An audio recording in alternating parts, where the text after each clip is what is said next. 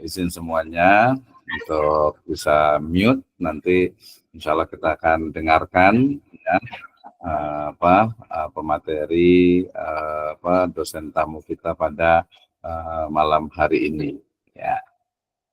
Baik, terima kasih untuk semua yang sudah hadir. Saya tidak bisa sebutkan satu persatu ya. Baik, izin Pak Dokter saya mulai.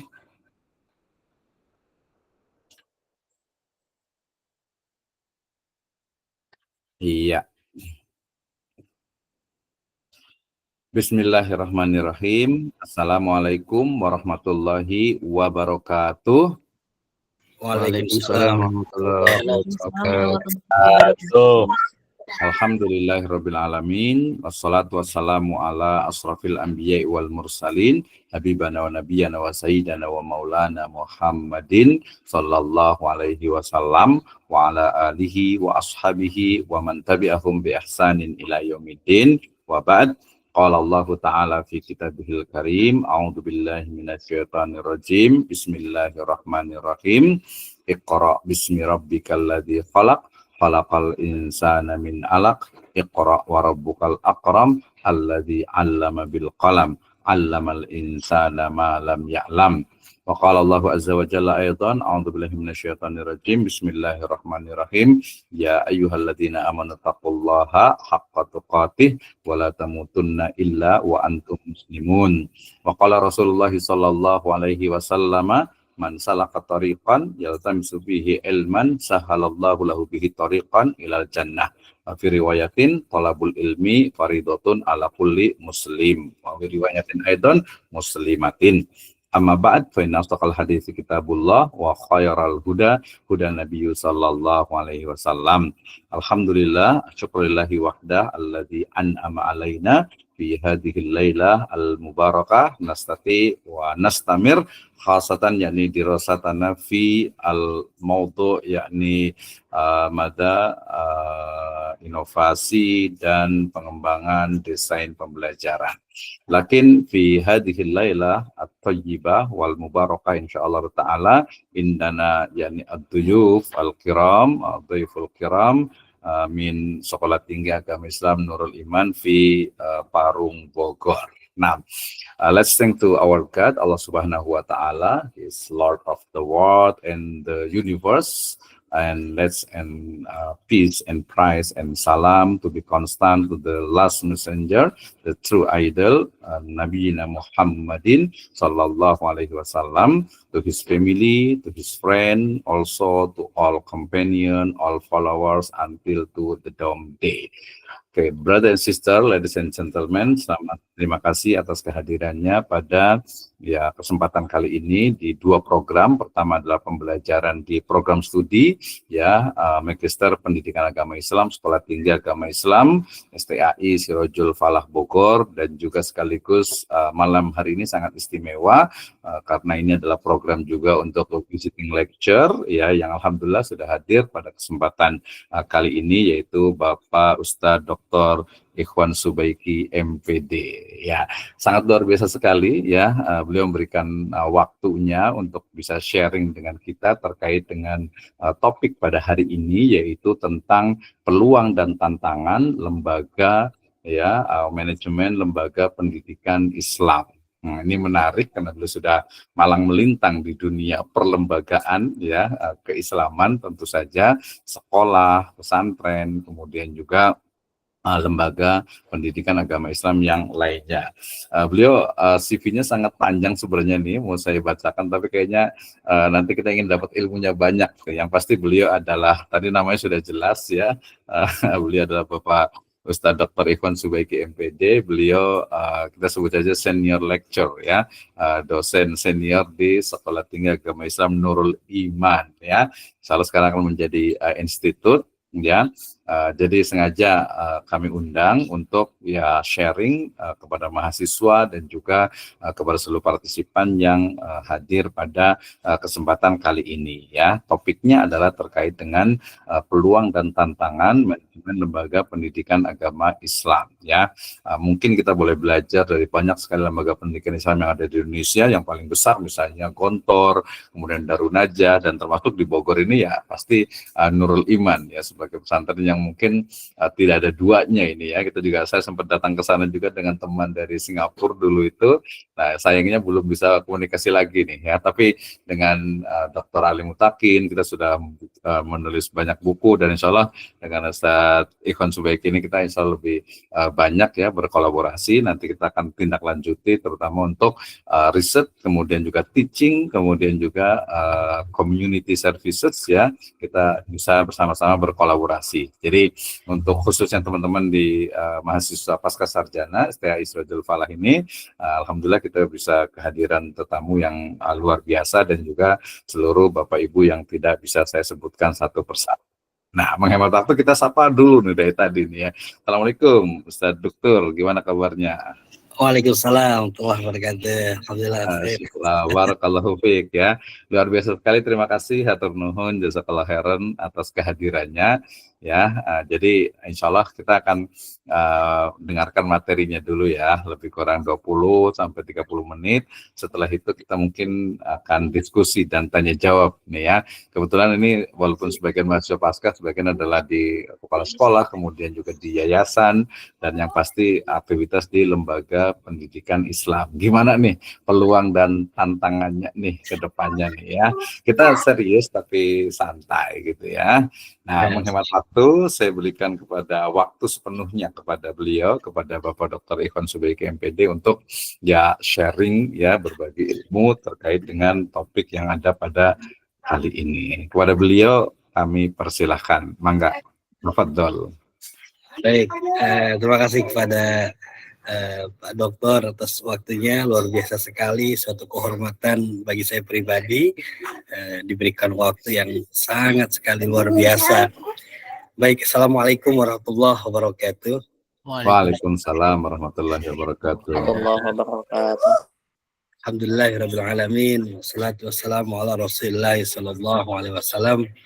Hadrat Sayyidina Syekh Abah Sagaf bin Mahdi bin Syekh Bakar bin Salim, anallaha yu'li darajati fil jannah ida alaina barakatihi wa sari ulumi fid din wa dunya al akhirah. Amin ya Allah ya rabbal alamin.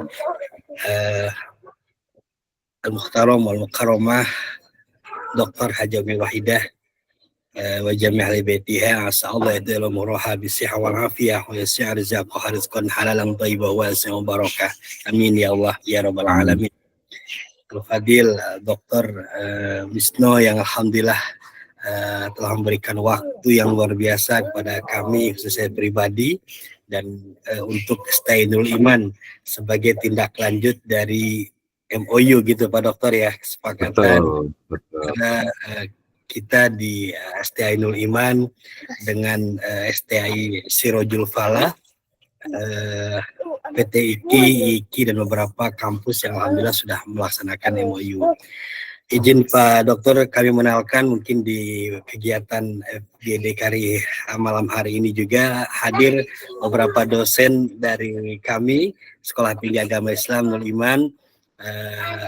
Beberapa mungkin mohon maaf tidak saya sebutkan. Yang jelas mereka sangat antusias setelah informasi disampaikan oleh Pak Dokter terkait dengan kerjasama kita untuk ke depan beberapa dosen akan mengisi materi dalam kegiatan FGD ini. Yang kedua tentunya salam hormat untuk para mahasiswa Sekolah Tinggi Ilmu Tarbiyah atau sekarang sudah menjadi Sekolah Tinggi Agama Islam SIFA ya Pak Dokter ya. Ya betul, Sirajul Falah. Dalam ini dalam beberapa tahun Pak Nur Yasin juga telah hadir ya. Pak juga hadir ini, Pak Misno sudah merubah ini dari STIT menjadi STAI, luar biasa. Beliau sangat sangat kompeten di bidangnya, dan mudah-mudahan dengan kehadiran beliau di STAI Falah terus memberikan keberkahan dan kemajuan. Amin. Amin. Baik, Bapak Ibu, para mahasiswa yang saya hormati, saya mungkin nanti menyampaikan sedikit. Ini materinya sebenarnya sangat dadakan nih. Kemarin Pak Dr. Wisnu memberikan Iya betul. materi, saya bilang ayo yang penting kita jalan. Bagaimanapun Iya. kerjasama ini kalau nunggu waktu yang tepat, tidak ada waktu yang tepat gitu ya. Yang ada kapan kita Betul, harus betul. baikkan begitu ya. Baik, materinya menarik sebenarnya terkait dengan peluang dan tantangan gitu ya manajemen lembaga pendidikan Islam. Sebelumnya Pak Dokter, kami juga mengundang ini beberapa alumni dari ST Ainul Iman yang memang sekarang mereka fokus di beberapa lembaga pendidikan Islam. Harapan kami mereka juga nanti bisa sharing pengalaman mereka di lapangan gitu ya, bagaimana peluang dan tantangan yang ada.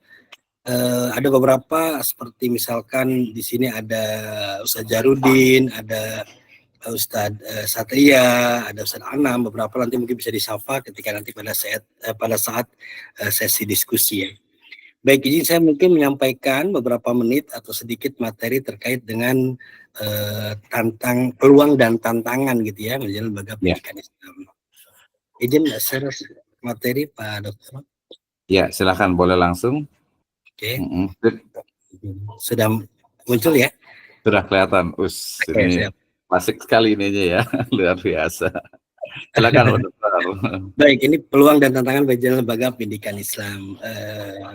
Kita pahami bersama bahwa kalau kita telusur sejarah mungkin akan sangat panjang gitu ya, bagaimana lembaga pendidikan Islam itu mulai ada atau mulai muncul di negara kita gitu ya. Atau mungkin kalau kita flashback ke belakang, saya kira akan lebih menarik lagi gitu ya, bagaimana pada saat zaman Rasulullah, para sahabat, bahkan ke sini ke dinasti Abbasiyah sebagai puncak, bagaimana kita mengenal ada namanya beberapa katakanlah Baitul Hikmah sebagai histori yang sampai sekarang mungkin menjadi sebuah sejarah bagaimana perkembangan lembaga pendidikan Islam.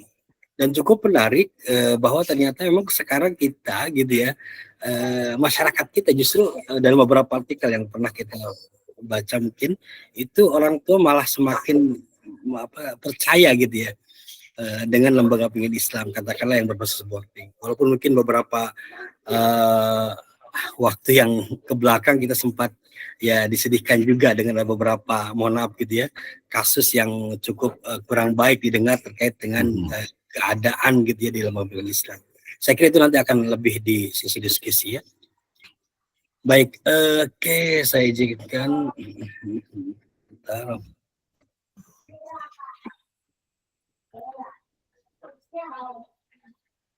Biasa pakai Zoom nih, kalau pakai Google Meet ya. Enter saja.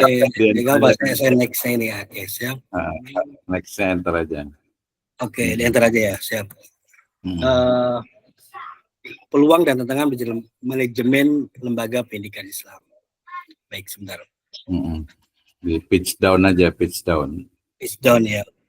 Klik yang ke bawahnya aja. Oke.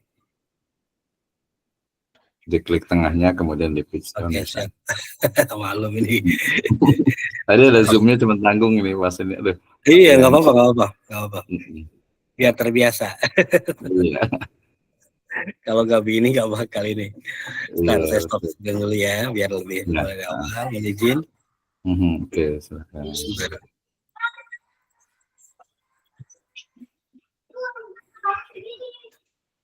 Oke.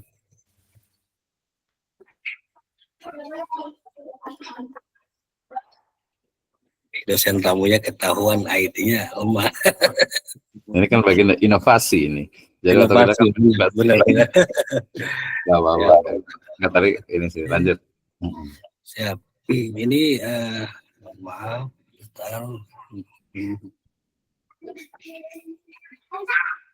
Di enter aja bisa ya. Enter ya, coba saya. Di apa?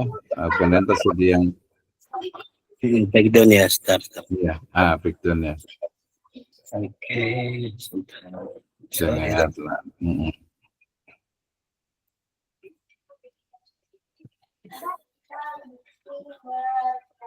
Kalau nanti boleh ke itu juga bisa. Oke, siap Bapak. Baik. Sambil saya izin share materi ke Ya, boleh. Pak Dokter ya. Nanti Pak Dokter Ya, bisa. kirim ke saya sambil nanti bicara aja nggak apa. Nanti saya Jadi kalau kita bicara terkait dengan peluang dan tantangan gitu ya, bagaimana lembaga pendidikan Islam, tentunya mungkin kita mencoba untuk membahas dulu gitu ya, bagaimana atau sedikit kita singgung apa itu manajemen lembaga pendidikan Islam kan gitu ya. Karena bagaimanapun ini akan menarik gitu ya kalau misalkan kita memahami dulu apa itu pembagian yang ada di manajemen lembaga pendidikan Islam. Jika kita petakan secara umum, kalau kita bicara manajemen gitu ya, tentu kita akan berbicara fungsi manajemen itu sendiri. Banyak pakar yang mengatakan atau banyak pakar yang membahas terkait dengan fungsi manajemen itu sendiri. Katakanlah saya mengambil kutipan dari beberapa pakar, contoh Henry Fayol gitu ya, seorang ahli manajemen di Prancis, yang mungkin sudah kita lumrah bahasanya, yang kita sudah lumrah tahapannya, yaitu ada planning gitu ya, ada perencanaan. Setelah ada perencanaan ada apa itu namanya action gitu ya. Setelah ada perencanaan ada pelaksanaan, lalu nanti kita mengetahui ada apa itu namanya komen atau komando gitu ya, instruksi. Lalu setelah itu juga kita mengenal adanya evaluasi, dan yang terakhir adalah controlling. Dan tahapan ini tidak akan lepas. Jadi kalau kita bicara manajemen, apapun itu manajemen misalkan pemasaran, tentu tidak akan lepas dari 4 atau 5 fungsi itu. Kita bicara misalkan dalam dunia bisnis, manajemen bisnis, maka nggak bakal lepas dari 5 fungsi itu. Pun juga ketika bicara tentang manajemen lembaga pendidikan, maka tentunya 5 fungsi itu nggak bakal lepas gitu ya. Bagaimana perencanaan, bagaimana pelaksanaan gitu ya, bagaimana evaluasi, dan bagaimana pengawasan. Tahapan itu atau 5 fungsi itu harus melekat dulu di manajemen. Baik, setelah itu nanti kita akan masuk apa itu namanya pembagian. Karena ketika bicara lembaga pendidikan Islam, maka kita akan memahami bahwa pendidikan tentunya dengan perkembangan IT sekarang ini gitu ya, maka lembaga pendidikan itu kita pahami pembagiannya. Ada namanya manajemen misalkan, atau pengelolaan misalkan kurikulum sebagai ruh dari lembaga pendidikan. Ada manajemen misalkan SDM atau pendidik dan tenaga pendidik. Ada manajemen didik gitu ya, atau kesiswaan. Ada manajemen sarana prasarana, ada manajemen pembiayaan. Nah itu tahapan-tahapan yang saya kira atau pembagian yang tidak akan lepas dari sebuah manajemen lembaga pendidikan. Baik, begitu juga kita bicara lembaga pendidikan Islam, maka lembaga pendidikan Islam itu juga tidak akan lepas dari beberapa manajemen tadi. Ada manajemen didik, ada manajemen kurikulum gitu ya, ada manajemen pembiayaan, ada manajemen kurikulum, manajemen sarana prasarana, dan juga ada manajemen yang mungkin beberapa lembaga sudah mengembangkan, yaitu terkait dengan hubungan masyarakat atau katakanlah hubungan dengan dunia bisnis, dengan dunia internasional dan sebagainya. Baik, sudah bisa di-share screen, Pak? Sudah bisa. Benar. Baik, ya, ini proses. Nggak apa-apa, lanjut dulu. Silakan. Bentar. Oke. Para mahasiswa ya. Ini di pendidikan agama Islam gitu ya, saya kira terkait dengan manajemen itu bisa diadopsi gitu ya, karena bagaimanapun sangat berkaitan gitu ya di pendidikan agama Islam. Salah satunya pembagiannya ada namanya pengelolaan lembaga pendidikan Islam. Baik, sudah kelihatan ya? Sudah ada, Pak Dokter? Belum. Sudah. Belum.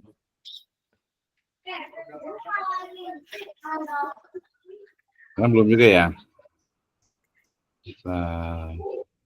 Oke, oh tidak dapat memberikan layar sebentar. Sudah kebuka sini. Oh ini baru pada keluar ini apa? Baik. Terima kasih yang Sambil telah lanjut hadir aja. dari beberapa ini di STNul Iman. Nurholis ada kegiatan Nurholis segala macam telah hadir, dosen kami sebagai Kak Prodi di ilmu Masya Allah, luar biasa. hadis. Sudah kelihatan belum? Belum bisa. Belum. Baik, kalau enggak ini ada wakat 3 juga ini Kang Sofyan. Assalamualaikum, Kang Dokter. Oh iya betul. Waalaikumsalam. Nah, ini Terima kasih kelihatan. telah hadir. Terima kasih telah Salam hadir. sama Oke. sahabat saya ini, Nurul Iman. Baik. Alhamdulillah Pak Sofyan, kita juga telah hadir beberapa dosen kami yang ada beberapa di Ketua LPM, ada juga di Kaprodi ilmu hadis, juga ada hadir sekretaris Kaprodi, sekretaris Prodi di Pendidikan Bahasa Arab, Pak Satibi juga telah hadir. Alhamdulillah, mungkin Pak Sofyan ke depan kita bisa terus bekerja sama ya terkait dengan FGD ini. Baik, Pak Dokter, gimana Pak Dokter Wisto? Bisa ditampilkan lagi slide-nya? Oke. Oke, sambil jalan ini sudah Proses ya. Jadi download sudah jadi. Saya karena jarang menggunakan Google Meet. Iya. Tidak apa. Ini Baik. tadi nggak tanggung nggak apa-apa, kita sambil lanjut aja dulu. Oke, siap. Atau kalau enggak, saya pakai. Enggak sudah saya udah di download, sudah terbuka ini sebenarnya. Oke. Harusnya sudah bisa. Tadi ada sedikit gangguan di sininya nih. Sudah bisa.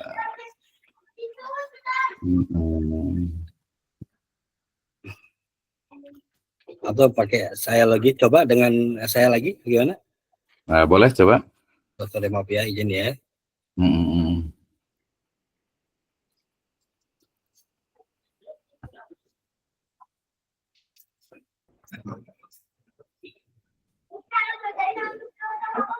Oke, saya tinggal nih. Tinggal enternya aja, bisa nggak coba? Tinggal ya, oke ya. Sebentar.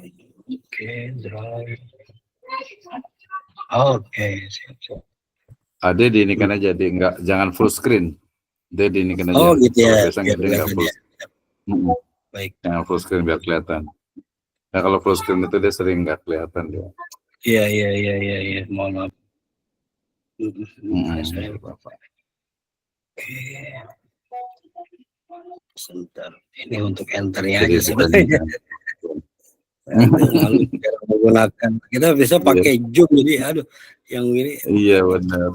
Soalnya kita udah ada jadwalnya juga nih. Apa? Juga. Udah bisa belum? Sebentar masih. Penasaran ini. Penasaran betul. Iya. Maklum, sorry. Coba tukeran lah pakai saya ini. Kita ganti lagi. Oke, bisa Pak? Kelihatan nggak? Oh, belum. Saya stop dulu ya. Enggak, Ya. Pak Wisnu. Ada kelihatan belum? Belum. Nah, udah. Siap. Nah, ini kelihatan nih. Iya, kelihatan Baik, juga ini. Siap. Sudah ya? Saya Oke. lanjut. Bisa diklik gitu, bisa di next, Pak Dokter. Bisa. Di awal aja, dari awal, boleh. Dari awal aja biar diulang ya. Silakan dari awal aja. Siap. Tampilannya masih tampilan ini, belum tampilan slide. Sudah bisa belum? Ini sudah berjalan nih sebenarnya. Oke, di sininya belum ya. Oke. Kayaknya biasa suka begini malah nih. Nah, kayak gini nih dia. Kelihatan ya? Iya, gue udah kelihatan belum. Jalan. Dari awal aja, Ini Pak. jalan. Dari awal boleh. Ya, Baik, silakan dari awal aja. langsung next aja Pak Dokter. Baik, manajemen. Oke, kita bicara di konsep dulu. Jadi ketika bicara manajemen lembaga Islam adalah proses penataan gitu ya, atau pengelolaan lembaga pendidikan Islam yang melibatkan sumber daya manusia Muslim, karena yang mau berbicara Islam gitu ya, dan menggerakkannya untuk mencapai tujuan pendidikan secara efektif dan efisien. Jadi clue-nya adalah bagaimana kita mengelola lembaga pendidikan Islam gitu ya, dengan melibatkan sumber daya yang ada gitu ya.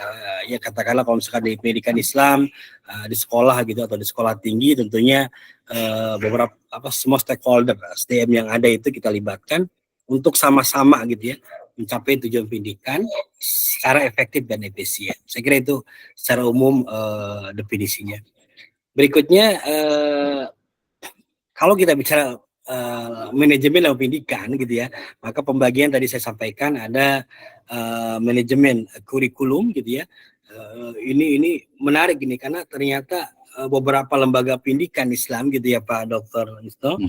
Taruhlah kita mengenal di Gontor gitu yang sudah mengakar oleh istilah namanya kuliah mu'alimin al-islamiyah gitu ya, yang diadopsi di beberapa itu namanya pondok pesantren gitu, dan itu saya kira menarik gitu ya di manajemen kurikulum.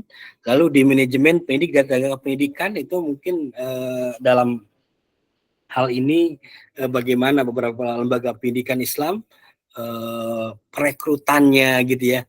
Ada yang beberapa lembaga yang menarik itu yang memang secara kulturnya itu dijaga gitu ya. Jadi ada beberapa lembaga Islam yang memang ketika rekrutmen guru atau ustadznya itu benar-benar melihat dari sisi mohon maaf gitu ya keilmuannya, sana dan seterusnya.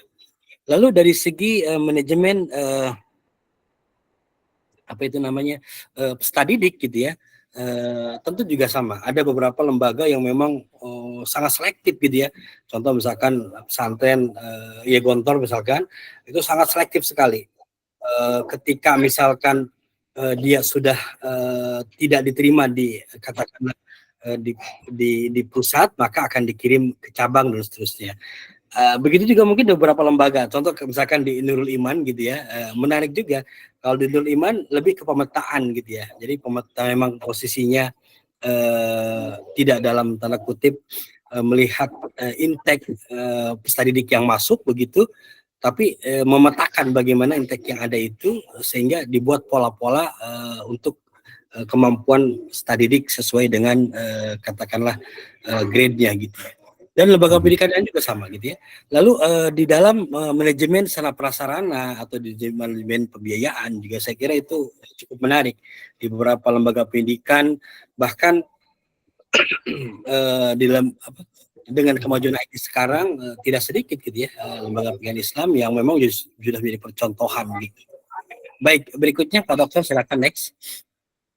Ketika kita berbicara tadi manajemen pendidikan dari mulai manajemen studi di gitu ya, manajemen kurikulum, manajemen kesiswaannya gitu, bagaimana penerimaan studi didik dan seterusnya, bagaimana pembinaan gitu ya, bagaimana servisnya, pelayanannya gitu. Maka tentu itu nggak lepas dari 4 atau 5 fungsi manajemen yang kita pahami gitu secara umum. Kalau di sini ada teorinya Henry Fayol gitu ya, dia mengatakan bahwa 5 fungsi manajemen itu tidak akan lepas dari planning gitu ya, perencanaan gitu ya, lalu ada organizing gitu ya, bagaimana mengorganisasi pembagian dan seterusnya, lalu di commanding, controlling dan koordinasi. Itu adalah bagian-bagian yang secara umum melekat semua pengelolaan yang ada di lembaga pendidikan. Baik, berikutnya karena waktu mungkin nanti kita berdiskusi saja. Kalau kita bicara tantangan, beberapa tantangan mungkin yang sekarang menjadi katakanlah di dunia pendidikan Islam khususnya, pertama adalah kemajuan IT gitu ya. Nah itu saya kira harus dibarengi gitu ya. Ketika mungkin kita katakanlah lembaga pendidikan yang masih klasik begitu, maka dengan IT sekarang berbasis misalkan aplikasi dan sebagainya, saya kira itu harus disesuaikan gitu, atau lembaga pendidikan harus mengcombine untuk kemajuan IT itu. Lalu juga dekadesi moral gitu ya, sikap skeptis masyarakat ini yang tentunya menjadi sebuah Pak Dokter katakan tantangan sendiri, karena beberapa lembaga, beberapa masyarakat dalam beberapa latar masyarakat tertentu itu ada masih sikap atau pandangan kepada pesantren atau itu masih negatif gitu ya. Ya terkesannya masih kolotan lah gitu. Walaupun mungkin sebenarnya kita sudah tahu sendiri, sudah sangat berkembang gitu ya. Berikutnya mungkin next tantangan berikutnya adalah lemahnya visi misi lembaga. Ini mungkin catatan yang saya kira cukup menarik ya. Kenapa saya bicara atau kenapa saya kutip ini, ada beberapa artikel di beberapa kampus begitu mengatakan bahwa ternyata lemahnya visi misi lembaga di lembaga pendidikan Islam itu menjadi tantangan itu sendiri. Kadang alur gitu ya, katakanlah tujuan dari beberapa lembaga itu belum punya konsentrasi yang kekhususan, sehingga kadang masyarakat belum melihat itu sebagai sebuah keunikan gitu, sehingga jadi daya tarik sendiri. Lalu kurikulum yang terlalu banyak, ini menarik ya, karena kalau kita lihat perkembangan katakanlah mulai ada madrasah tahun 1950-an itu kan hampir 100% adalah agama ya, pendidikan agama, semuanya adalah muatan-muatan agama. Namun beriringnya ke sini, madrasah sendiri sekarang udah mulai pecah gitu ya. Katakanlah dari madrasah ibtidaiyah sampai madrasah aliyah itu sekarang kontennya udah agama ada, umum ada. Sehingga justru malah tidak punya kekhasan yang tersendiri gitu ya. Nah, akhirnya masyarakat mulai melihat ini sebenarnya umum atau agama gitu, karena malah kontennya itu malah balance antara agama dengan umum. Padahal waktu awalnya ada madrasah itu ya murni di 1950-an itu adalah agama. Lalu rendahnya daya saing lulusan. Ini aja kadang yang mohon maaf gitu ya, di masyarakat menilai gitu ya, dengan beberapa alumni yang mungkin belum punya peran yang begitu baik di masyarakat atau mungkin belum punya andil yang terlihat, sehingga menjadi sebuah tantangan sendiri. Lalu sarana yang kurang memadai. Saya kira ya mungkin di beberapa pesantren dan lembaga pendidikan yang masih minim, itu juga menjadi sebuah catatan. Baik, next berikutnya. Oke, kurangnya kualitas tenaga pengajar. Ya ini juga mungkin beberapa tadi yang saya sampaikan gitu ya, karena memang ada beberapa lembaga yang memang sangat selektif gitu dalam menerima ustadz atau guru, sehingga kadang ini menjadi sebuah tantangan juga gitu ya, ketika misalkan kekurangan SDM atau kekurangan pendidik dan seterusnya. Lalu kesejahteraan juga ini mungkin mohon maaf catatan juga. Lalu image masyarakat ini menarik gitu ya. Ini saya tulis di terakhir. Kenapa demikian? Karena memang ternyata beberapa terakhir ini kita mendengar berita yang kurang baik gitu ya. Baik itu mungkin yang sifatnya mohon maaf ke arah-arah yang radikal, atau mungkin ke sesuatu yang tidak pantas, misalkan seperti kemarin ada bullying atau perundungan gitu yang sampai rame di televisi gitu. Itu juga ternyata melibatkan stakeholder yang ada di lembaga pendidikan Islam. Baik, nanti tanda tanya itu sebagai bentuk masukan dari teman-teman. Next berikutnya, peluang gitu ya. Nah, peluangnya tadi ya memang kepercayaan masyarakat. Ternyata seiring dengan apa yang disampaikan tadi, perkembangan boarding atau pondok pesantren lembaga pendidikan Islam ini menjadi daya tarik sendiri di masyarakat gitu ya, karena ternyata orang tua nyaman gitu, orang tua merasa nyaman, orang tua merasa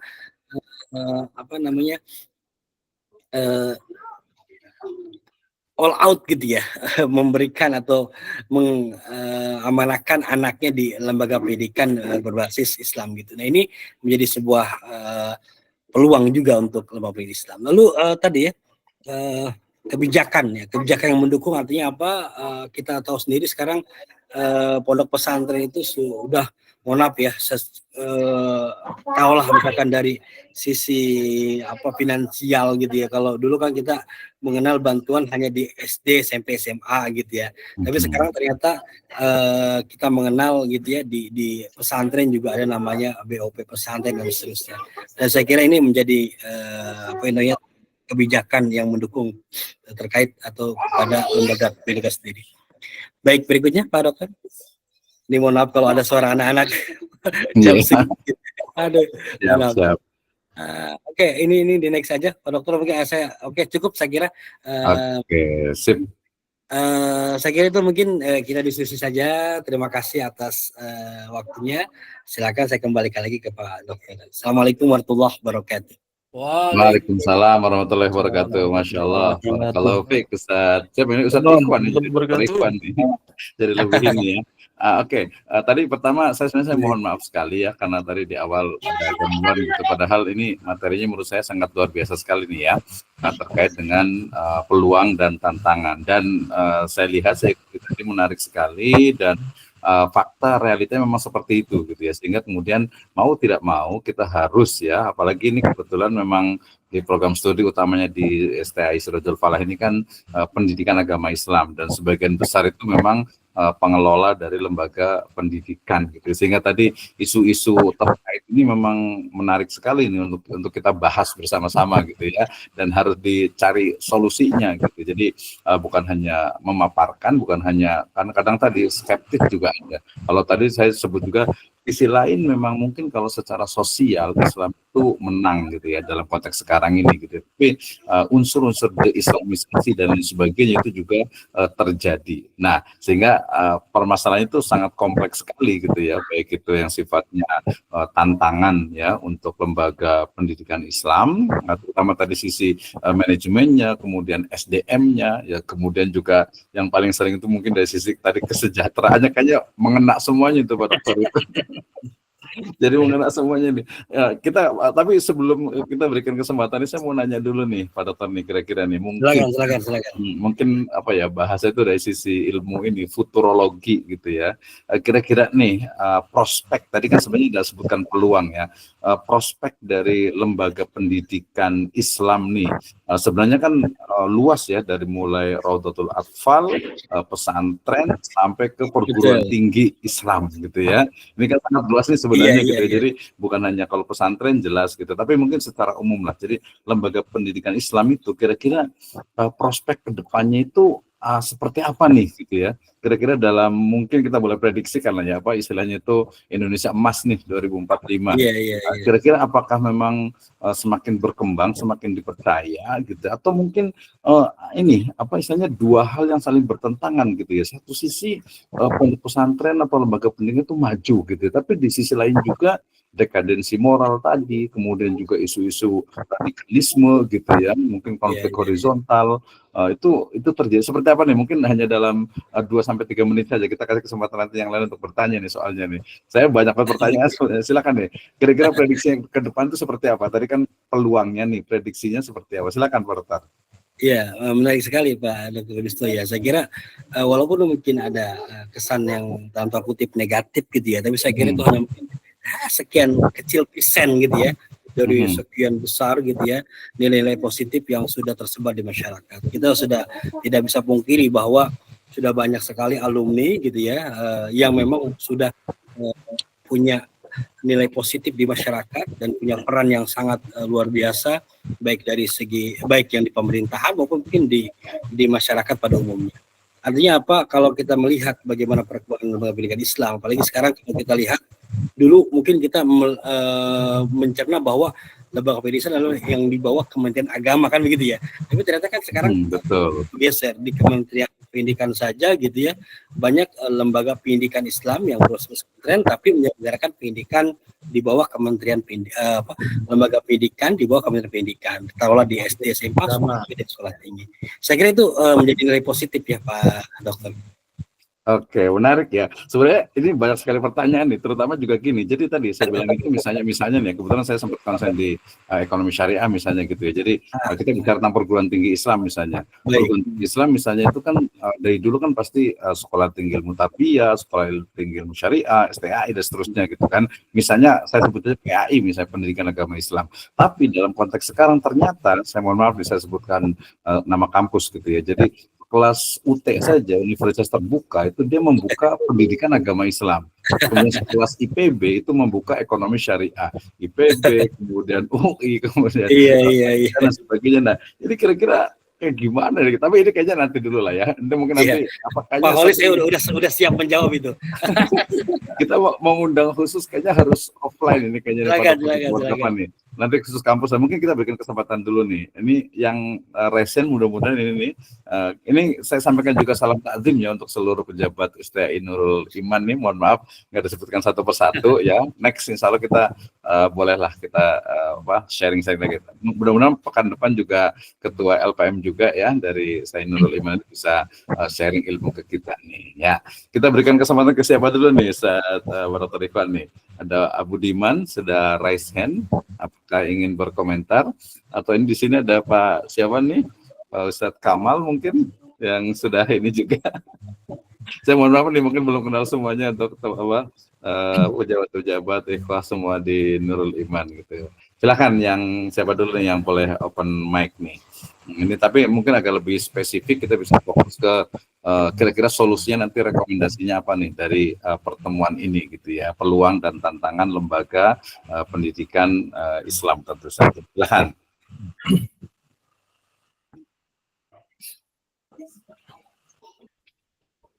Iya. Silakan, ada yang mau komentar dulu juga boleh Pak. Siapa nih saya panggil, mohon kalau salah panggil Ustaz Kamal Malawi mungkin. Boleh, silakan. Ya, baik. Assalamualaikum warahmatullahi wabarakatuh. Waalaikumsalam warahmatullahi wabarakatuh. Para Pak Dokter dan sebagainya. Kebetulan ini kasus ya. Kalau kami ini memang bukan ada beberapa lembaga pendidikan yang memang takhasus tahfiz yang kita buat. Ada juga lembaga yang sifatnya itu fokus ke skill ya, kayak BLK gitu ya.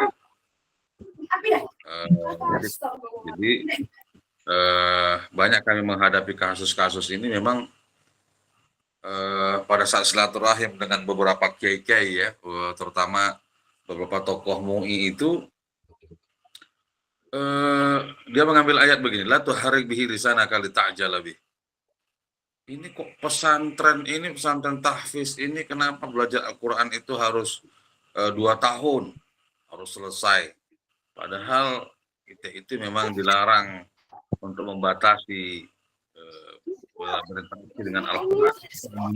Sementara kita ini harus dibatasi 2 tahun harus menguasai Al-Quran gitu ya. Jangan gerakan lidahmu itu ingin segera untuk menguasai Al-Quran. Nah, ini yang kami hadapi aja ini Pak Dokter. Jadi dalam waktu yang singkat ini kan kita lembaga pendidikan itu punya batas-batas ya. Ada 2 tahun untuk belajar, 1 tahun pengabdian gitu ya. Nggak bisa continue gitu. Sehingga di tengah masyarakat itu juga kita dapat masukan juga. Karena kita punya beberapa lembaga pendidikan tahfiz yang free ya, Binong, Bekasi, dan Bogor. Ini kok lembaga tahfiz ini sekarang ini kan seperti jamur. Iya betul. Tapi lemah itu di fikih. Waduh. Jadi kita ini kan mau semuanya mau kita install anak-anak ini. Sampai lagi ada lagi masukan lagi. Jadi kan karena kita fokus ke lembaga pendidikan, masukan itu banyak. Ini tahfiz ini berebut hanya untuk imam, kemudian itu musabaqah plus jadi mimbar. Jadi terkadang di tengah kita membuat sebuah lembaga pendidikan, tentu anak-anak itu ketika dia selesai itu menguasai semuanya begitu. Jadi lemahnya dari life skill-nya ketika keluar, sehingga kita dapatkan itu di Karawang ya. Saya silaturahim ke sono, kemudian sang kiai menunjuk Ustadz, itu tahu antum itu santri saya ya yang sudah selesai 30 juz. Jadi sudah mungkin hafal 30 juz, tapi dia jualan cilok. Nah, jadi sebenarnya dia nggak ada masalah dengan jualan cilok itu, tapi dengan beban Quran yang ada di kepalanya, sehingga jadi saya berpikir ternyata lembaga kita ini belum selesai begitu. Jadi kita hanya bisa menguatkan dia dari segi tahfiz dan sebagainya, tapi kan banyak ini lembaga pendidikan itu mau semuanya menginstal anak-anak dalam waktu 2 tahun dan 3 tahun. Jadi kita menanyakan ini kepada Pak Prof ini, yang sekarang ini kami fokus tangan ini lembaga pendidikan tahfiz ini apa ya?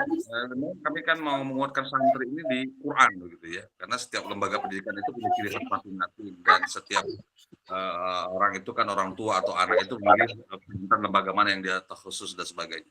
Nah, menindaklanjuti ini karena terlalu banyaknya ini masukan yang semacam ini, jadi sehingga terkadang atau kita tambah aja kali ya waktu Senin Sabau. Jadi tahu lah, mungkin bisa dibaca ya apa yang di pikiran saya ini yang musyawarah itu sama asatis ini gimana anak-anak kita ini ketika dia keluar kampung itu keluar dari sudah menguasai Al-Quran, mungkin di kapal 30 juz, berebut mimbar dan khutbah dan sebagainya. Karena nggak bisa berdikari lebih dari itu gitu. Sementara waktu kita terbatas. Ya. Mudah-mudahan ini tadi kasus yang ada di Banten khusus tahfiz lah yang kami sekarang sedang racik dan sebagainya. Mohon masukannya ini Pak Dokter ini. Baik.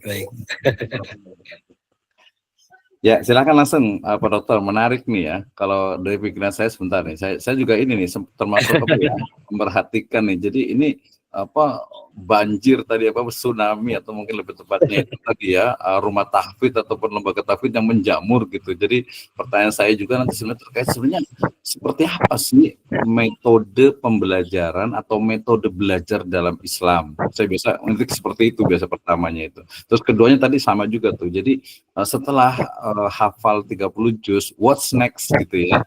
Apa nih gitu? Apakah nanti mungkin akan muncul sekarang udah banyak ya pesantren tahfidz plus IT, ya tahfidz plus desain, tahfidz plus bisnis gitu kan ya. Nah kira-kira ini kayak gimana nih kira-kira nih? Menarik nih, silakan Pak Dokter Ikhwan nih untuk menanggapi nih, silakan nih. Oke, baik. Terima kasih Pak Dr. Misno, Pak Kamal juga terima kasih atas pertanyaannya. Saya kira nanti mungkin jadi bahan untuk diskusi juga bagi dosen atau peserta yang lain untuk bisa memberikan masukan. Sebelumnya suara saya jelas Pak Dokter? Jelas lumayan. Jelas. Ini. Baik, saya mungkin lebih meletakkan ke dalam 3 hal. Yang pertama, satu sisi memang kadang kita terbelenggu dengan market gitu ya. Jadi seolah-olah masyarakat sekarang ini dengan market, mohon maaf gitu ya, tahfidz seolah-olah itu jadi daya tarik sendiri gitu ya.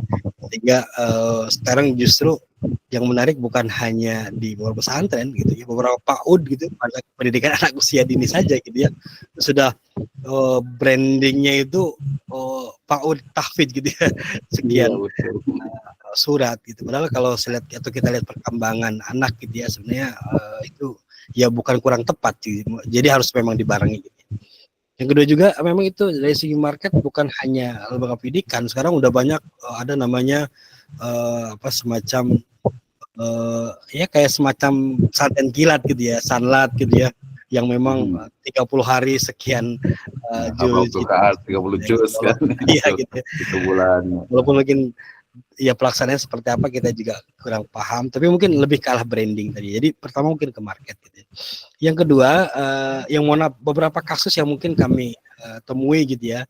Kadang anak yang katakanlah peserta didik yang memang difokuskan di misalkan di hafalan Al-Quran saja tanpa ya katakan ada soft skill yang lain, atau mungkin kemandiriannya juga tidak dibentuk gitu ya. Artinya hal-hal katakanlah life skill-nya juga tidak dibarengi, sehingga ketika nanti dia di masyarakat dia kaget gitu ya. Kagetnya dia mungkin punya pandangan bahwa apa yang dia pelajari sekarang atau di pesantren atau di bawah pendidikan yang sudah dia pelajari, yang sudah dia diberikan oleh guru dan seterusnya, seolah keluar itu udah langsung seperti semuanya serba instan gitu ya. Ternyata pasti prakteknya nggak demikian gitu ya. Dia harus ketemu dengan masalah-masalah hidup dan seterusnya gitu ya.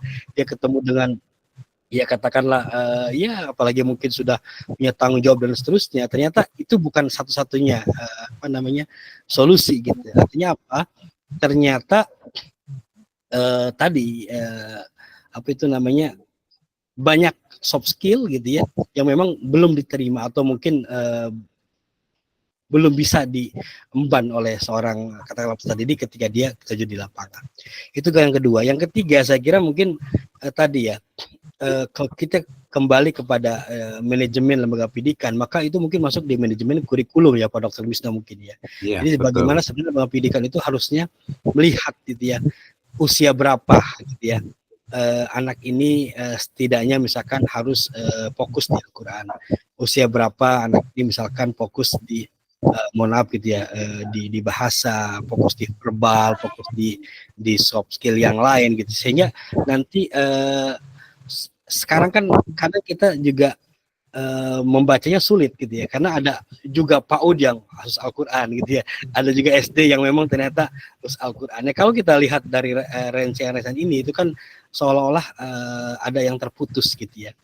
Ya, terus di posisi mana harusnya anak didik itu memang di posisi Al-Quran, sehingga ketika misalkan di perkembangan usianya itu lebih tepat menerimanya. Saya kira itu mungkin beberapa tanggapan dari saya, Pak Kamal. Tentunya mungkin teman-teman yang lain bisa menambahkan.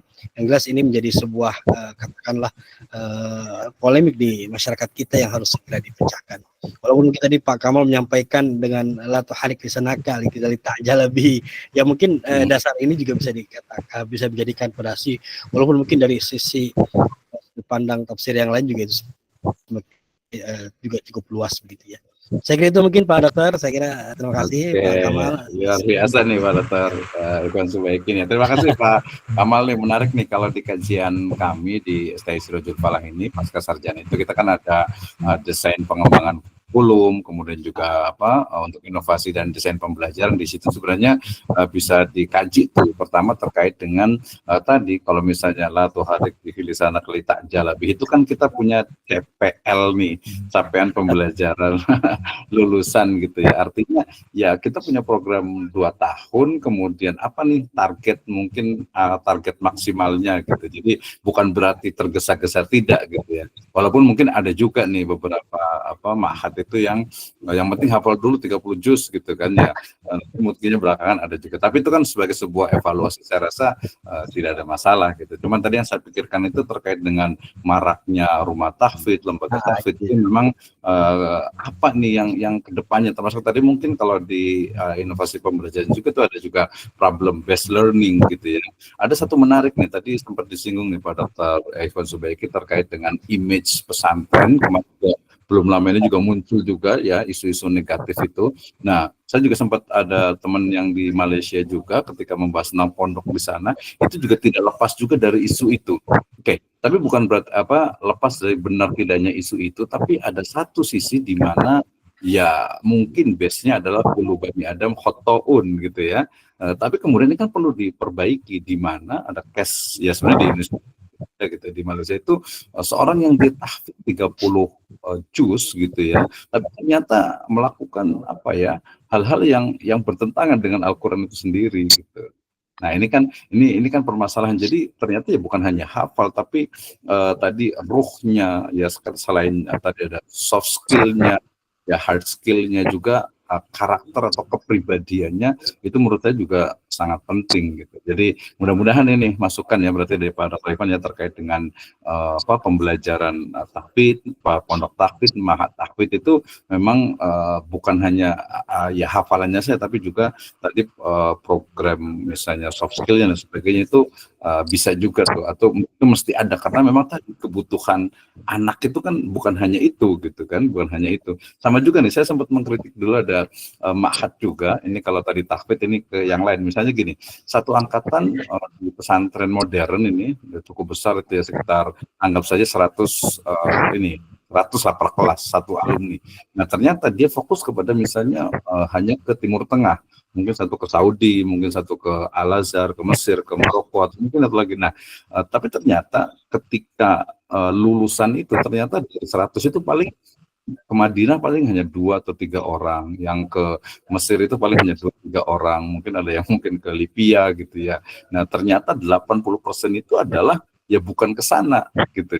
Ini kan berarti kan pertimbangan juga. Jadi ya harus ada ini skill yang memang mereka kuasai mau kemana gitu. Walaupun mungkin ada memang karakter dari masing-masing tadi ma'had atau pondok atau pesantren itu.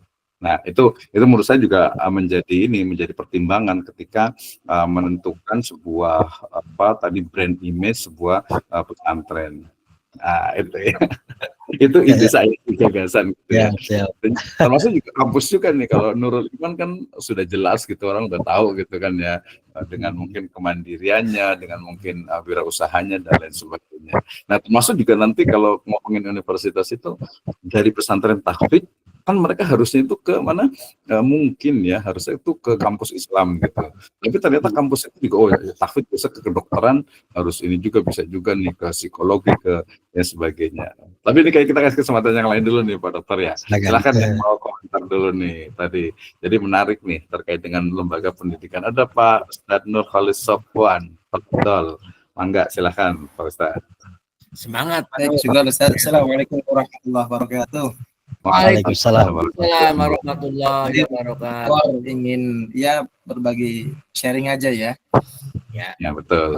Yang pertama tadi terkait tentang ada orang yang hafal Quran tapi kelakuannya tidak sesuai dengan apa yang dihafalnya gitu ya. Ini saya teringat teori yang ketika saya nulis skripsi itu teorinya kesalahan individu itu tidak berbanding lurus dengan kesalahan sosial.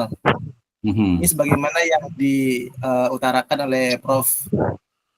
Azwil Azra yang mengatakan bahwa ya tidak artinya orang yang ahli ibadah, orang yang hafal Quran itu tidak selalu kesalahan sosialnya bagus gitu ya. Artinya ya banyak faktor-faktor yang mempengaruhi itu.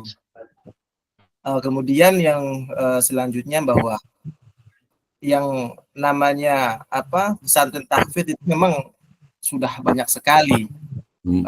Saya pikir sepertinya boleh diusulkan ketika ada satu wilayah tertentu, ketika perizinannya itu dibatasi. Sebagaimana kalau kita mau buka prodi baru gitu ya, harus ada ciri khas yang berbeda gitu, satu tempat gitu ya. Biar tidak menumpuk dan itu saja itu maksudnya. Teringat saya ketika buat borang prodi hadis Nurul Iman itu harus yang berbeda katanya. Ciri khasnya gitu ya. Saya mikir, oh ya ini kan sesuai dengan visi misi pesantren, yayasan kan tentang entrepreneurship. Tentunya ilmu hadis itu fokus di kajian entrepreneurship ya, hadis entrepreneurship maksudnya gitu. Nah, saya kira untuk untuk pesantren juga atau pendidikan Islam juga harus ada pembatasan. Saya kira regional misalnya di wilayah kabupaten apa atau per provinsi gitu ya. Saya kira itu supaya tidak menjamur dan bisa banyak inovasi lah maksudnya. Hanya itu saja. Saya kira tadi ya untuk pengembangan misalnya ada yang di daerah Jawa itu antara Quran Science gitu ya. Jadi ada mix antara kajian Al-Quran dengan ilmu sainsnya gitu. Itu keren gitu. Itu yang menjadi pembeda. Jadi diberikan izinnya oleh pemerintah itu luar biasa kalau begitu. Kemudian ada juga di sekarang ini pesantren itu yang gratis betul-benar gratis, ada yang mahalnya luar biasa gitu ya. Sehingga ini menjadi ketimpangan, kasihan bagi orang-orang yang misalnya pengen belajar tetapi ternyata terlalu mahal gitu. Sehingga pilihlah tempat yang gratis gitu ya. Sehingga yang saya kira kalau pesantren yang mahal itu bukan dilihat dari kualitas, saya kira dari fasilitas. Jadi jual fasilitas gitu. Dibandingkan mengedepankan kualitas, malah menjual fasilitas. Ini yang kita perhatikan supaya maksudnya kita kedepankan kualitas dibandingkan fasilitas. Yang penting layak lah intinya itulah ya. Kalau yang penting sudah layak, kita cari yang kualitasnya yang bagus gitu loh ya. Namanya di situ. Yang ini ada AC-nya ya kan. Jadi mahal, sekali masuk 20 juta. Aduh, orang tua sepak jidat ya kan. Aduh, nah ini ya selanjutnya. Ini juga terkait dengan pesantren dan PKIS ya.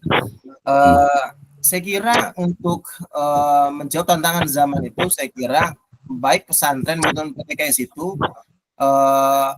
harus sejalan dengan modernitas. harus bisa ditopang dengan teknologi. Kalau nggak begitu kita susah berkembangnya. Dan bahkan apa namanya kalau hanya itu saja yang dikaji ya tadi kita tuh akan terbelakang. Harus ada inovasi-inovasi terbaru, harus ada integrasi antara bidang keagamaan dengan modernitas, entah teknologinya, entah keilmuan apanya gitu ya. Ini saya kira penting untuk inovasi. Misalnya ketika ada pesantren yang posisinya di pesisir, bolehlah kita belajar agama, tetapi tentang misalnya tentang kelautan gitu ya, ilmu-ilmu kelautan, ilmu maritim gitu maksudnya. Nanti kan bisa dikaji tentang kajian keislamannya kan ada, gitu ya. Atau yang sainsnya tadi, teknologi dan sebagainya. Saya kira itu perlu dikembangkan baik di pesantren maupun perguruan tinggi Islam. Kita ini kayak misalnya di Nurul Iman gitu ya, yang sangat terbatas dengan fasilitas gitu, sehingga ya agak lama gitu ya.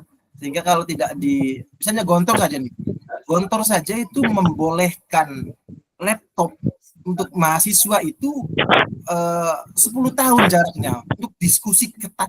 Boleh nggak nih santri mahasiswa gitu ya bawa pegang laptop gitu ya.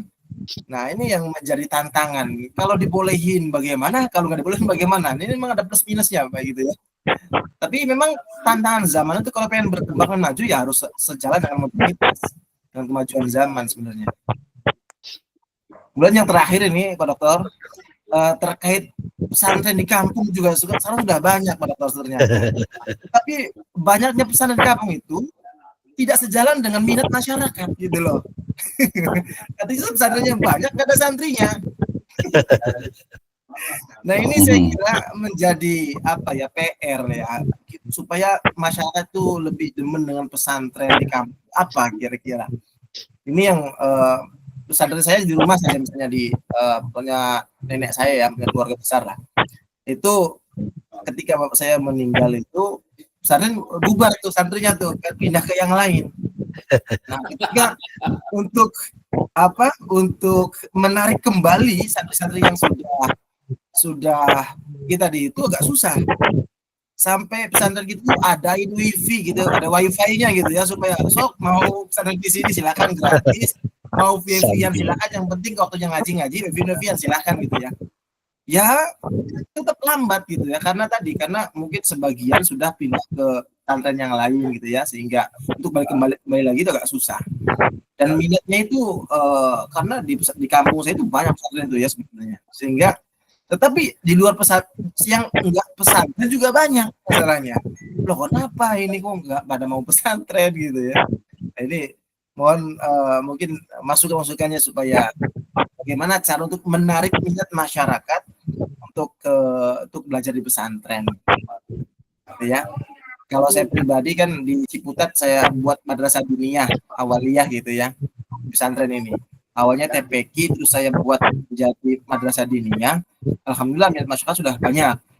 Tetapi kontribusi orang tua itu masih kadang kurang.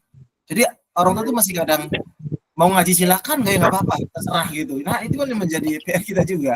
Dan sering saya sampaikan ke rapat wali santri segala macam gitu ya. Ya ada saja yang alasan-alasan sibuk kerja orang tuanya dan sebagainya, karena di kota ya, di Ciputat gitu ya.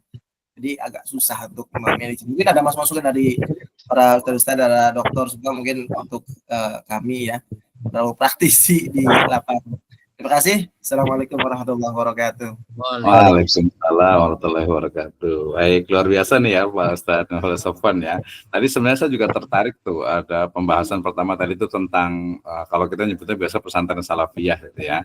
Pesantren salafiyah itu di Bogor Barat terutama itu ya sudah sangat menurun sekali gitu, karena memang masyarakat itu inginnya itu bukan hanya pesantren tapi ada sekolahannya ya. Kita sebut dengan pesantren modern gitu ya. Itu juga menarik, juga pembahasan menarik. Itu yang pertama. Yang sebelumnya lagi saya juga sempat ngobrol dengan satu owner yayasan gitu pesantren, masuknya itu sekitar 35 juta, ada 40 juta sampai 65 juta masuknya per bulannya, dari mulai 2 juta kemudian 2,5 juta sampai 3,5 juta gitu.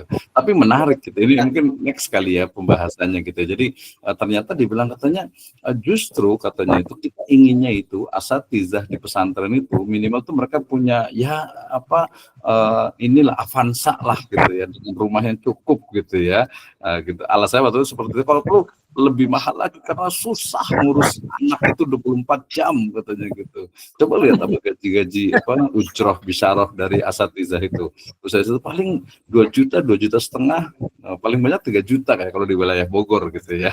Nah, tapi itu kan satu sisi ya oke lah gitu. Tapi apakah berikutnya adalah apakah juga manajemen keuangannya itu juga memang berbanding lurus dengan kesejahteraan dari ustadz dan pegawainya gitu ya. Ini kayaknya perlu riset nih. Ada teman kebetulan di Sukabumi itu murid yang ngambil S2 di keuangan ini apa di keuangan syariah gitu ya. Jadi ternyata memang ya tidak semuanya gitu ya hasil risetnya itu. Artinya tadi bahwa mahal tidaknya memang tadi sebenarnya bukan hanya kualitas, termasuk juga ya mungkin tren kan di Jabodetabek, di kota-kota besar gitu. Nah, tinggal kalau ini penekanannya adalah ya kejujuran dari yayasan dalam hal keuangannya itu. Ketika memang mahal, kemudian ternyata asatizahnya itu tersejahterakan gitu kan ya mungkin juga meningkatkan ini juga, artinya kesejahteraan tadi yang disinggung oleh Pak Dr. Subaiki gitu ya. Jadi kesejahteraan itu agak kurang nih.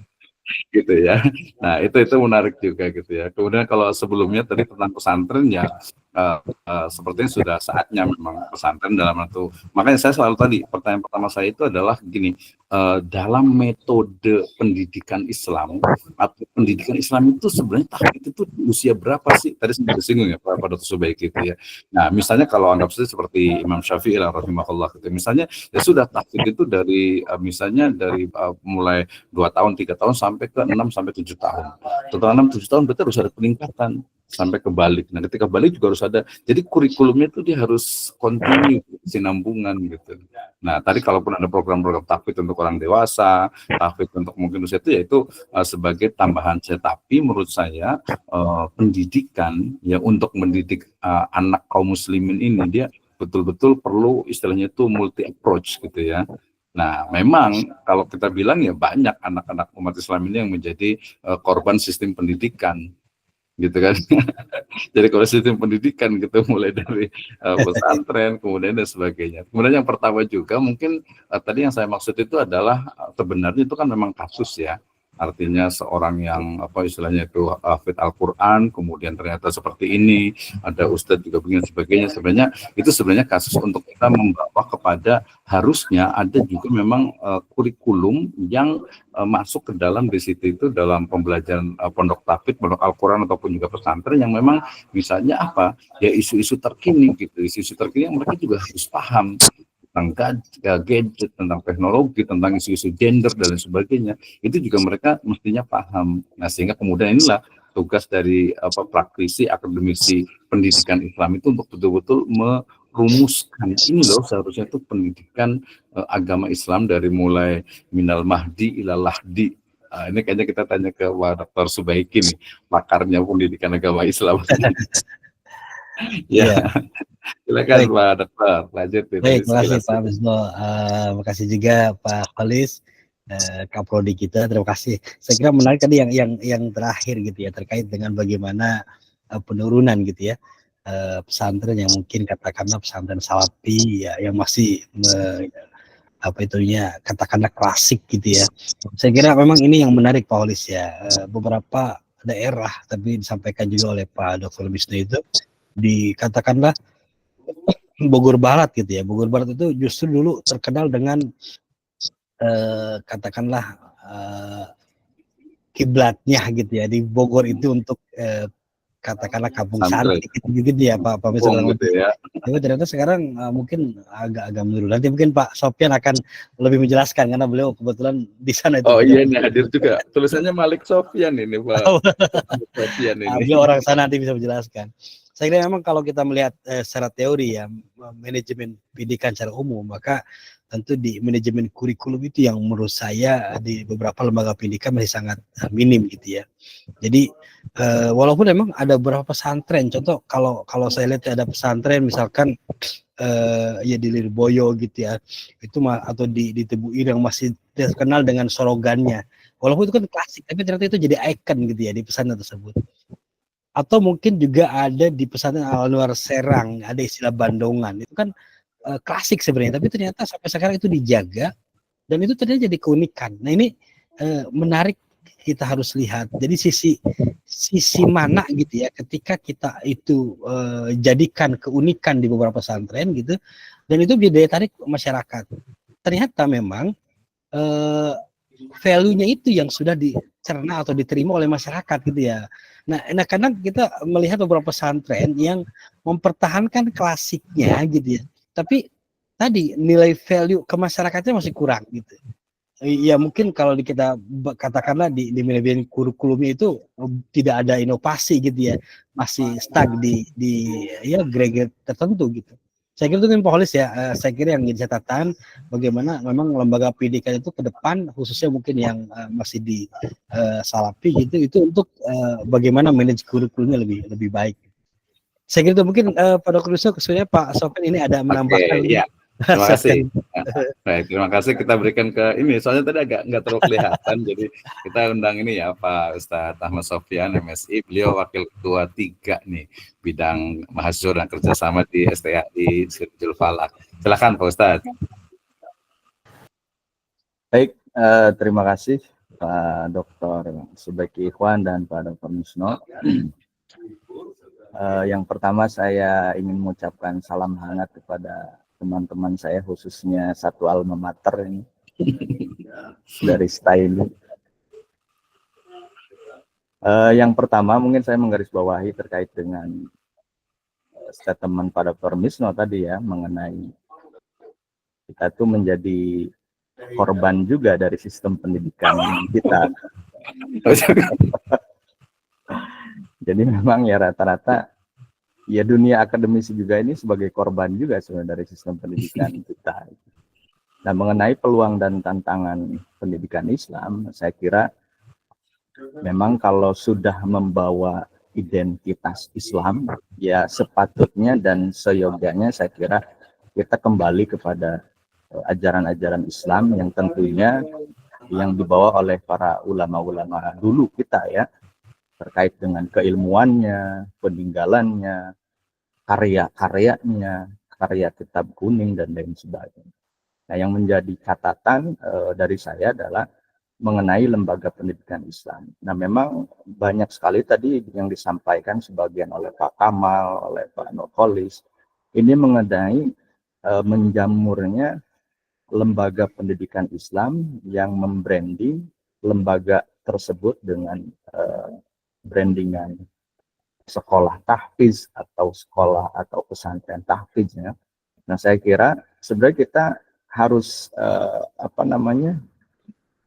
paham lah atau harus sadar terkait dengan kalau sudah membawa embel-embel nama Islam ya tentunya kita harus berpegang teguh kepada keilmuan turats ulama ya zaman dulu, ajaran-ajaran Islam. Bagaimana ketika kita mendirikan sebuah lembaga pendidikan pesantren khususnya ataupun tahfiz yang hafal Quran, kemudian bagaimana mau paham Al-Quran ketika ilmu dasar-dasar keislamannya saja itu kita artinya diabaikan. Ya, contohnya salah satu untuk dalam pemahaman Al-Quran kan harus ada ilmu alat, ilmu nahwu, ilmu tafsir gitu kan.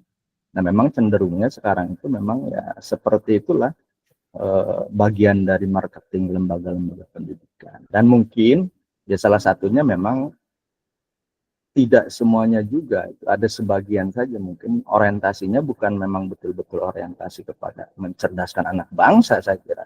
Jadi memang pure itu ada sebagian orientasinya adalah orientasi bisnis ya.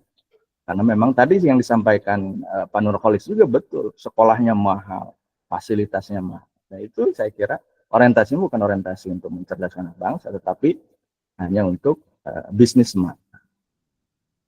Nah, kemudian yang selanjutnya mengenai keilmuan Islam itu sendiri, kita berpengalaman ya terkait dengan di perguruan tinggi saja, kebijakan dari baik itu Kementerian Agama, kemudian Pendidikan atau Kemendikbud ya, terkait dengan nomenklatur saja, nomenklatur perguruan tinggi, beberapa disiplin ilmu. Sekarang itu sudah tidak ada nama Islamnya. Ya kan? Udah hilang ya. Ya, jurusan SPDI udah hilang. jurusan pendidikan agama Islam yang tadinya ada SPDI-nya, sekarang jadi SPD. Jurusan hukum Islam yang tadinya ada SHI, ada SSY, sekarang SH. Ya ini kan ini bagian dari korban sistem pendidikan itu sendiri, saya kira. Nah kan pertanyaannya adalah, kenapa harus dihilangkan Islamnya, kan begitu? Apakah memang citra Islam kurang baik atau bagaimana?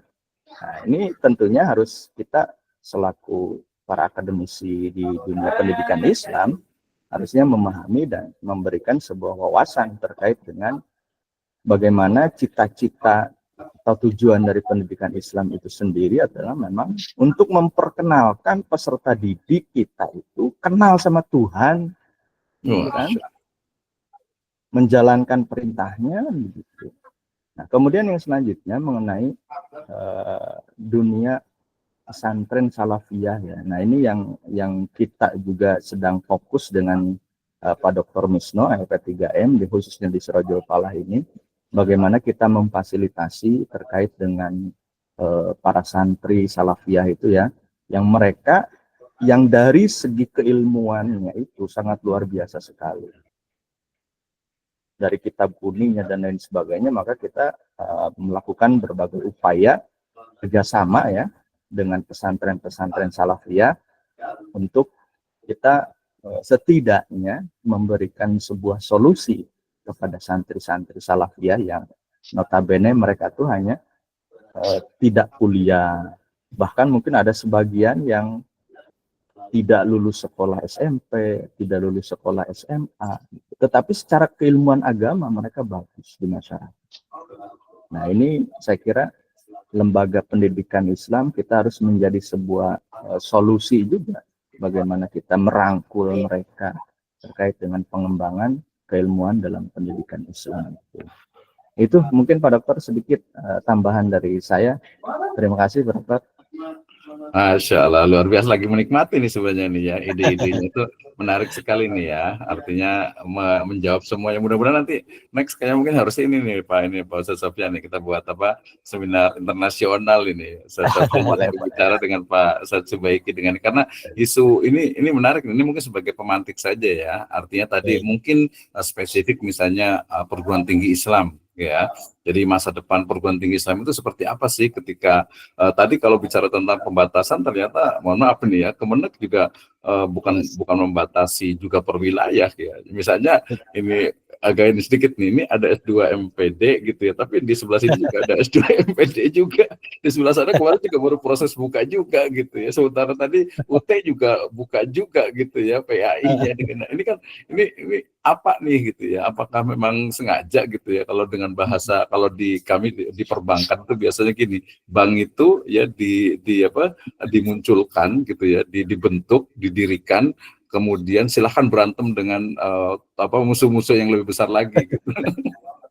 Jadi ini misalnya mau kampus kecil, kemudian kita suruh bersaing, berkompetisi dengan kampus yang besar sekelas UT gitu kan, PAI gitu, online lagi gitu. Nah, itu berat. Tapi lebih dari itu sebenarnya lebih ke arah gini. Jadi ketika tadi bicara tentang mahat tahfidz, pesantren tahfidz gitu ya, pesantren tahfidz, rumah tahfidz dan sebagainya, what's next-nya itu adalah otomatis kan mereka ke perguruan tinggi. Nah, ke perguruan tinggi ini kemudian apakah mereka harus juga ke ansih itu agama semuanya gitu kan ya. Saya rasa mungkin ide saya mungkin tidak hanya itu, bahkan ke depan itu mungkin ada jenderal yang tahfidz Al-Qur'an, presiden tahfidz Al-Qur'an, anggota DPR MPR itu mereka alumni pesantren yang tahfidz Al-Qur'an. Artinya tahfidznya itu memang dia sebagai fondasi awal. Tadi setuju sekali dengan Ustaz Sofyan bahwa setelah mungkin bisa jadi ini satu ide, mereka hafal Al-Quran dulu, kemudian hadis, ya, kemudian setelah itu baru nanti pemahaman mungkin nanti fikihnya, usul fikihnya, kemudian juga ulumul Qur'annya, ulumul hadisnya. Nah, ini tugas dari akademisi ini nih, pendidikan agama Islam nih, untuk kandidat doktor kita nih, Ustaz Ahmad Sofyan nih, ditunggu nih untuk ini. Jadi betul-betul bisa mencerahkan umat gitu ya.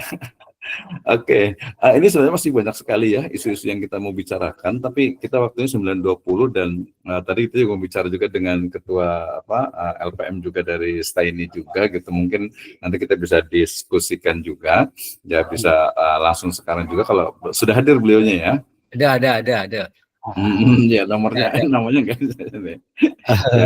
Baik, terima kasih banyak nih. Jadi untuk Ibu Bapak sekalian, terima kasih sudah hadir pada Presiden Lecture kali ini. Ini pemantik, saya rasa tadi isunya itu harus lebih diangkat lebih besar lagi tentang peluang dan tantangan lembaga pendidikan Islam. Nanti akan lebih spesifik lagi dari mulai pesantren salafiyah, kemudian madrasah diniyah, ya, kemudian mungkin pesantren modern, kemudian MIMTS aliyah, ya misalnya aliyah nih, ada teman itu di madrasah aliyah itu di kota Bogor gitu ya, itu sekarang itu dengan kebijakan pendidikan, ini ke Ustaz Sofyan lagi harusnya ke Kemenak nih gitu ya, dengan kebijakan di MAN dengan SMA dengan ini, artinya justru jumlah dari siswa madrasah aliyah swasta ini menurun.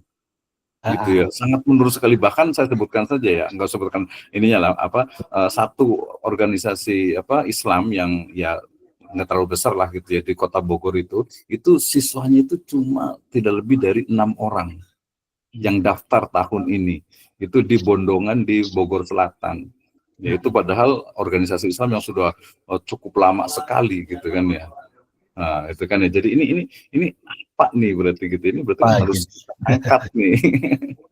Harus kita angkat. Jadi mudah-mudahan nih ke depan kita bisa diskusi lagi, kita bisa kerjasama lah ya. Demikian, terima kasih untuk semuanya. Kita bisa lanjut ke berikutnya mungkin ini ya, sambutan terakhir nih, closing remark mungkin nanti kayaknya dari Ustaz Subeki mungkin bisa nanti ditambahkan juga nanti dari LPM dulu nih ya.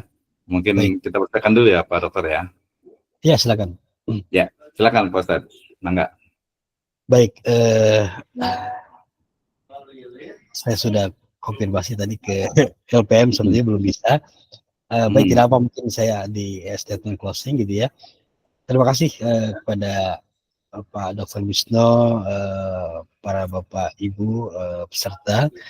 Yang jelas apa yang disampaikan oleh Pak Dr. Wisno di akhir tadi menjadi sebuah catatan buat kita gitu ya, bagaimana ternyata beberapa lembaga pendidikan Islam dalam kategori tertentu atau nomenklatur tertentu memang terjadi penurunan, walaupun mungkin di beberapa lembaga pendidikan yang tadi disampaikan juga oleh Pak Sofwan gitu ya, Pak Nurholis, ada beberapa justru lembaga yang dengan sekian, mohon maaf gitu ya, nominal, orang tua masih berani untuk anaknya, bahkan mungkin ada beberapa yang 1 tahun sebelum pendaftaran itu sudah ditutup gitu ya, saking daya tarik luar biasa gitu ya. Saya kira ini menjadi sebuah catatan bagi kita. Memang di sini seharusnya pemerintah itu hadir. Kita tidak bisa menyalahkan juga di Kementerian Agama atau di Pendidikan. Memang kita akui kurikulum kita itu, mohon maaf gitu ya, secara umum sudah dipetakan. Cuma kadang ada beberapa lembaga yang mempunyai keunikan tersendiri. Tapi ternyata itu jadi sebuah cermin. Contoh katakan seperti ini. Kita tahu di lembaga misalkan ada, mohon maaf gitu ya, Al-Azhar misalkan. Kita udah tahu bagaimana sepak terjangnya di negara kita. Kalau kita lihat bagaimana kurikulum, tentunya mungkin tidak sama persis dengan kurikulum nasional yang ada di kementerian kita gitu ya.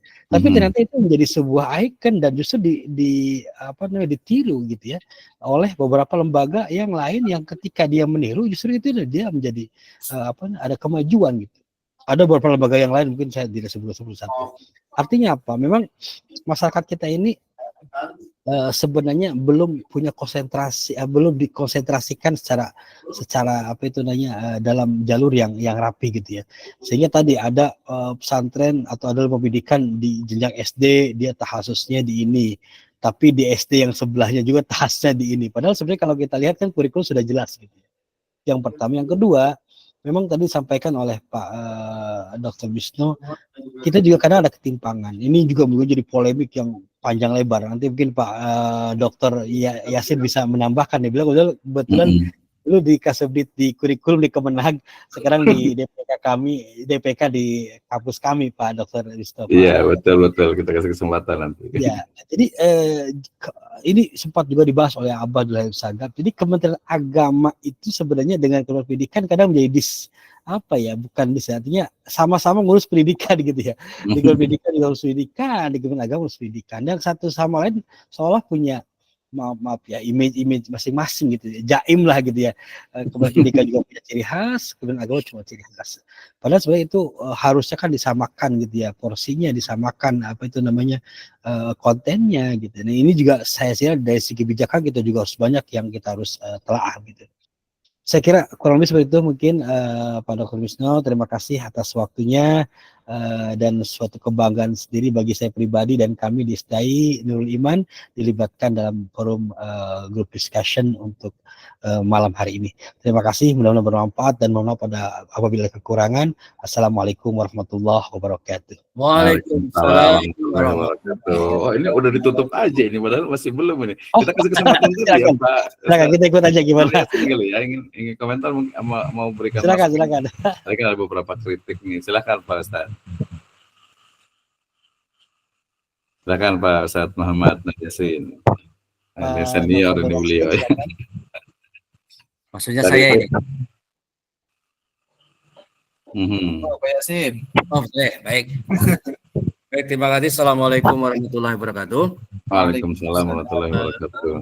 Saya sangat mengapresiasi dengan FGD yang diprakarsai oleh SDAI Sirtul Falah ini. Dan alhamdulillah diberikan kepercayaan kepada pimpinan kami, Pak Ivan. Ini suatu kehormatan yang sangat luar biasa dan materinya cukup memberikan sentuhan hati kepada saya. Jadi timbul lagi istilahnya idealisme saya terkait dengan pendidikan. Sebetulnya tantangan dan peluang pendidikan ini sudah lama sekali menjadi target dan program, khususnya Direktorat Jenderal Pendidikan Islam. Jadi antara tantangan itu sudah dijawab peluang yang ada. Di Direktorat Pendidikan Islam itu ada beberapa dalam satu direktorat itu subdit yang memang memberikan peluang itu. Dari mulai sudut ketenagaan, kurikulum, atau akademik, bahkan penelitian, sampai ke sarana prasarana, itu semuanya sudah tersedia. Nah, pada saat Direktur Jenderalnya Pak Kamarudin Amin, yang sekarang menjadi Dirjen Bima Islam itu ingin memetakan khususnya PT KIS itu menjadi PT KIS yang mempunyai distingsi atau ciri khas. Jadi ciri khasnya itu misalkan tadi ada yang disebutkan di bidang tahfidz atau ada juga bidang IT, bahkan kewirausahaan, bahkan multimedia. Nah, sementara ini belum ada yang memberikan masukan tentang distingsi.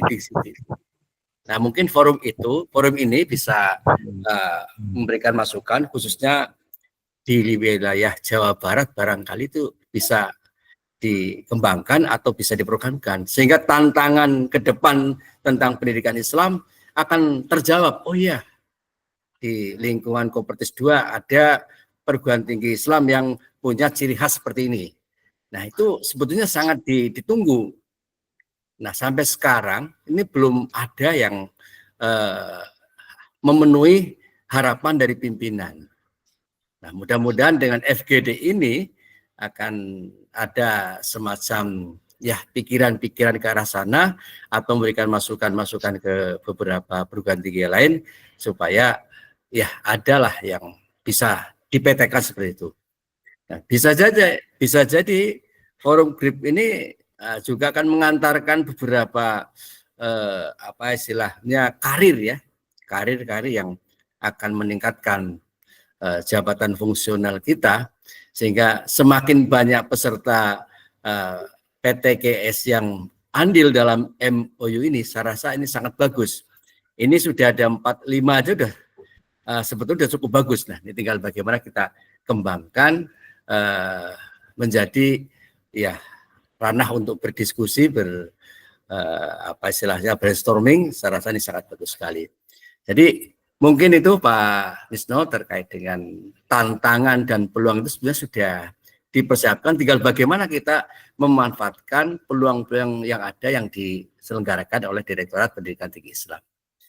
Terima kasih. Assalamualaikum warahmatullahi wabarakatuh. Waalaikumsalam warahmatullahi wabarakatuh. Terima kasih Pak Ustadz Muhammad Nur Yasin. Ini kayaknya karena tadi saya bilang di awal itu ini adalah pemantik gitu. Kayaknya nanti kita akan mengundang Pak Dr. Subaiki lagi untuk fokus kepada peluang dan tantangan PTKIS ya, atau PTKI ya, perguruan tinggi, karena ini sebagian besar memang di perguruan tinggi. Tapi tadi yang rumah tahfidz juga penting banget juga, pesantren juga penting sekali juga gitu. Jadi kita memang tadi agak general gitu. Tapi mudah-mudahan nih kita bisa lebih ke fokus lagi kepada perguruan tinggi, karena kebetulan kami memang fokusnya juga memang di perguruan tinggi gitu ya. Tapi di PA itu kan semuanya. Jadi kedepannya ini akan seperti apa nih gitu ya. Apalagi nanti kalau kami ini suara hati pengelola PTKIS nih, biasa kadang kan kayak apa ya, suka dianaktirikan gitu, kasihan gitu ini PTKIN semuanya diambil mahasiswanya gitu.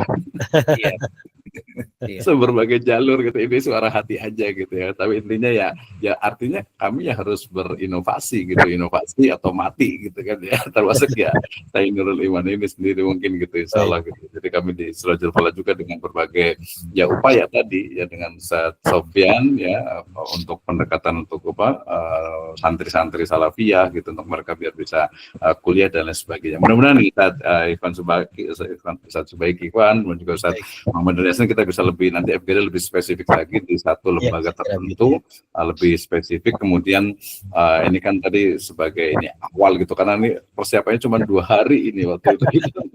Next insya Allah tadi Pak Ketua LPM juga dari saya ini juga bisa sharing lagi. Ya, waktunya sudah cukup, mohon maaf agak terlewat sedikit. Insya Allah kita lanjutkan ke next berikutnya terkait dengan peluang-peluang, tantangan, dan juga pengembangan, dan yang paling penting adalah kontribusi kita sebagai ya seorang muslim, sebagai akademisi di bidang pendidikan agama Islam ataupun juga di Islamic Studies. Terima kasih, hatur nuhun ka sadayana, jazakumullahu khairan ala ihtimamikum. Kita tutup dengan hamdalah dan doa kafaratul majelis. Alhamdulillahirabbil alamin. Subhanallah wa bihamdika asyhadu an la ilaha illa anta astaghfiruka wa atubu ilaik. Wallahu muwaffiq ila aqwamit thariq. Assalamualaikum warahmatullahi wabarakatuh. Waalaikumsalam. Ya, jazakallahu khairan. Amin. Terima kasih banyak. Jangan bosan, kita lanjut ya, kita undang nanti ini yang lainnya. Salam sama senior ini, mana ini? Pada Bung Zuhri ini. Ada ini. Silakan yang mau menentukan dirinya ini ya. Terima kasih untuk mahasiswa juga di program Magister Pendidikan Agama Islam ya, sudah hadir, sudah semuanya ini dapat pencerahan lah ya baru ya dari kiai kita ini. Jangan bosan Pak Dr. Subaiki ya. Kita akan lagi. Terima kasih Pak Dr. Wisno, mohon pamit ya.